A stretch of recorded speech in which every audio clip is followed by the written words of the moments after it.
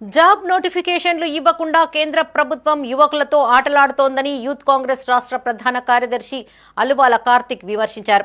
కరీంనగర్ జిల్లా గంగాధర మండలం మధురానగర్ కేంద్రంలోని ప్రజా కార్యాలయంలో ఆయన మీడియాతో మాట్లాడారు. ఎమ్మెల్సీ ఎన్నికల్లో విద్యార్థులు నిరుద్యోగుల సమస్యలు తెలిసిన వారికే పట్టం కడతామన్నారు. చొప్పదండి నియోజకవర్గానికి చెందిన నరేందర్ రెడ్డి క్రింది స్థాయి నుండి వచ్చిన వ్యక్తి కావున ఆయనకు అన్ని అంశాలపైన అవగాహన ఉంటుందన్నారు. నరేందర్ రెడ్డి గెలుపు కోసం గడప గడప ప్రచారం చేస్తామన్నారు.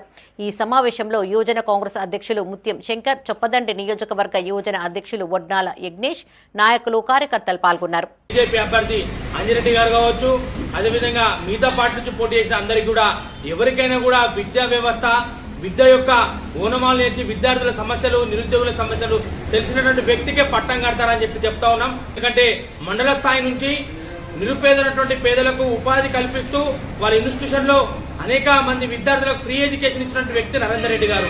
కాబట్టి నరేందర్ రెడ్డి గారికి కృషి కోసం ఈరోజు యావత్ తెలంగాణ రాష్ట్రంలో యువజన కాంగ్రెస్ నాయకులంతా కూడా కట్టుదిట్టం చేసి ఈరోజు ఆయన గెలిపించడం కోసము రేవంత్ రెడ్డి గారి ఆదేశాల మేరకు మేము కూడా గ్రామ స్థాయికి వెళ్లి 6 గ్యారంటీలు ఏ విధంగా అయితే ఇంప్లిమెంట్ చేస్తా ఉన్నారో అవిని ప్రజలలోకి తీసుకుపోయి ఓటక్కు అడిగే నైతిక బాధ్యత ఓన్లీ కాంగ్రెస్ పార్టీకి మాత్రమే ఉందని చెప్తా ఉన్నాం.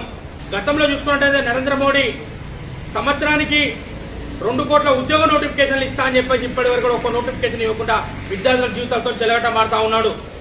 అన్నిటినీ కూడా ప్రైవేటీకరం చేస్తా ఉంటూ ఇటు విద్యా వ్యవస్థను, ఇటు నిరుద్యోగం కూడా పెంపొందిస్తూ పోతా ఉన్నాడు. కాబట్టి మేము ఒకటే ప్రజలారా కోరుకుంటాం, విద్యార్థులందరికీ గ్రాడ్యుయేషన్స్ అందరూ కూడా ఒక్కసారి ఆలోచించండి.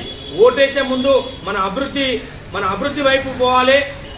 గ్రామ స్థాయి నుంచి వచ్చినట్టు ఈ చొప్పదండి కాన్స్టిట్యూన్సీకి సంబంధించినటువంటి అభ్యర్థి నరేందర్ రెడ్డి గారు.